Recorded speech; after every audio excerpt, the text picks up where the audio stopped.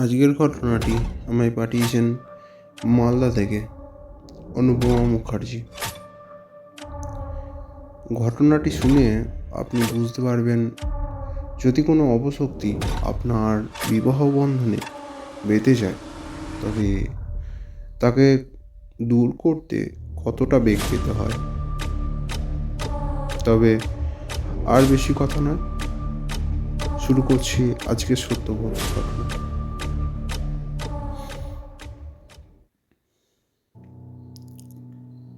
ঘটনাটি ঘটেছিল 2017 সালের শুরুর দিকে। তখনও কোভিড-19 প্রকোপ পড়েনি। প্রায় দিন কলেজে যাওয়া আমার নিত্যদিনের অভ্যেস। সকালে স্নান করে সুন্দর করে সেজে গুজে স্কুটি নিয়ে বেরিয়ে পড়তাম। গ্র্যাজুয়েশন কমপ্লিট হলো এই সবে, বাড়িতে বসে আছি। এমন সময় সুজয় এলো তার বাবা মার সাথে আমার বাড়িতে, আমার বাবা মার কাছে আমার হাত চাইতে। 2019-এ আমাদের বিবাহ হলো। বিয়ের গায়ে হলুদের দিনটি আমার আজও মনে আছে। সেদিন যখন আমার ভাই হলুদ নিয়ে আসছিল ছেলেপক্ষের বাড়ি থেকে, তখন রাস্তায় তার অ্যাক্সিডেন্ট হয় এবং এই অ্যাক্সিডেন্টে সে তার বাম হাতটি হারায়।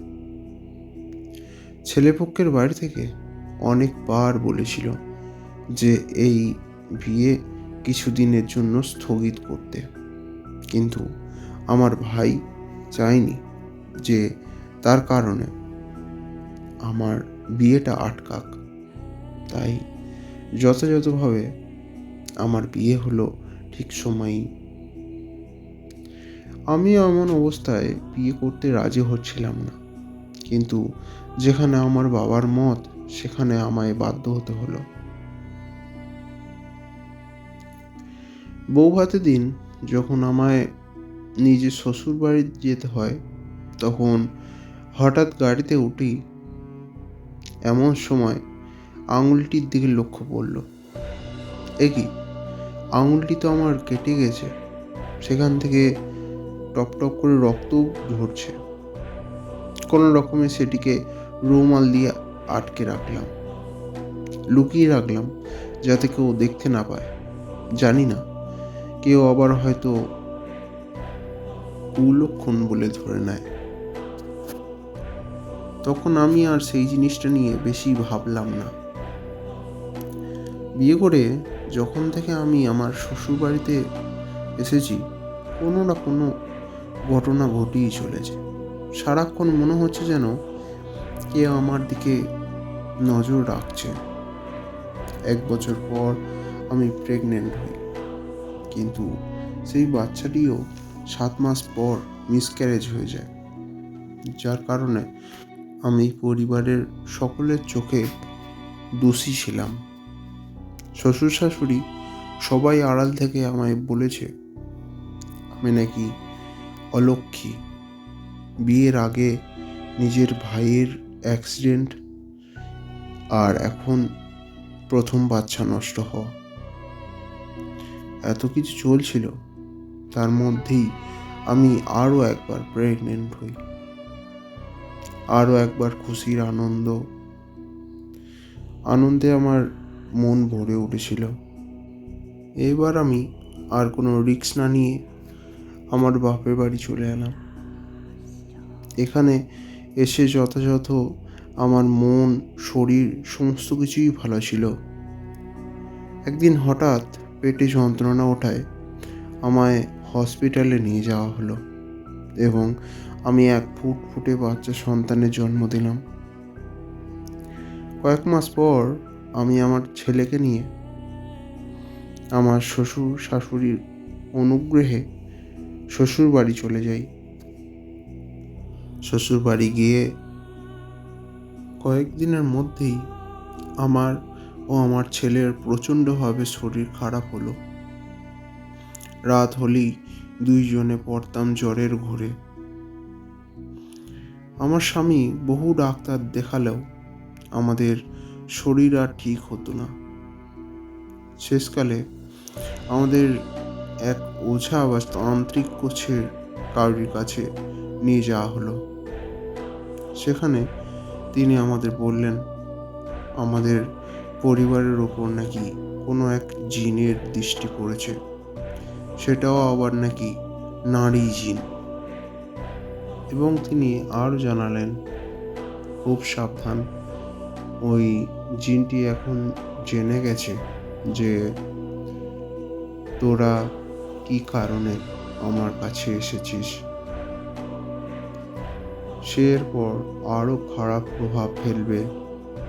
এই বলে তিনি আমাদের ঝেড়ে দিয়ে বললেন, যা, এখন কিছুদিন আরাম পাবি, কিন্তু মনে করে তোরা যেন শনিবার তোদের পরিবার সহ আমার কাছে আসিস। সব মিটে গেলে আমরা ঘরে ঢুকলাম। রাতে শুতে যাওয়ার সময় আমার স্বামী এসে বলল, তোমায় একটা কথা বলি, কিছু মনে করো না। আমি প্রতি রাতে যখন গভীর ঘুমে আচ্ছাদিত হয়ে পড়ি, তখন তুমি আমার উপরে চেপে বসো এবং আমার ইচ্ছার বিরুদ্ধে শারীরিক সম্পর্ক করো। আমি অবাক হয়ে শুনতে লাগলাম, কিন্তু অবাক বিষয়, আমি কেমন যেন একটা ঘরের মধ্যে থাকি।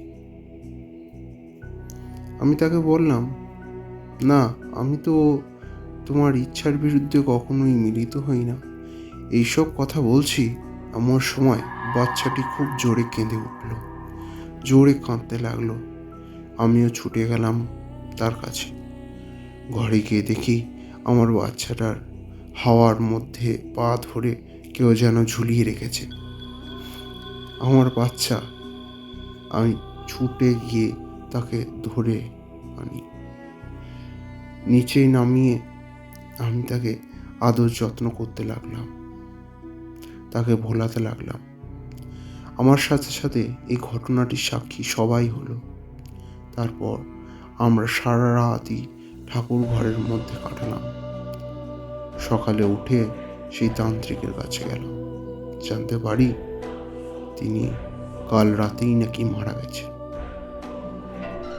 আমি হতাশ হয়ে সেখানেই বসে পড়লাম, কারণ আমার যে একটি আশা ছিল সেটাও চলে গেল। বাড়ি যাবার রাস্তায় কালী মন্দিরে বসে বসে কাঁদছি। এমন সময় সাদা ধুতি পরিহিত এক ব্রাহ্মণ গোছের মানুষ এসে আমার এমন দশার কারণ জিজ্ঞাসা করল। আমি তাকে সব ঘটনাই জানাতেই তিনি তার গুরুদেবের কাছে আমাদের নিয়ে গেলেন।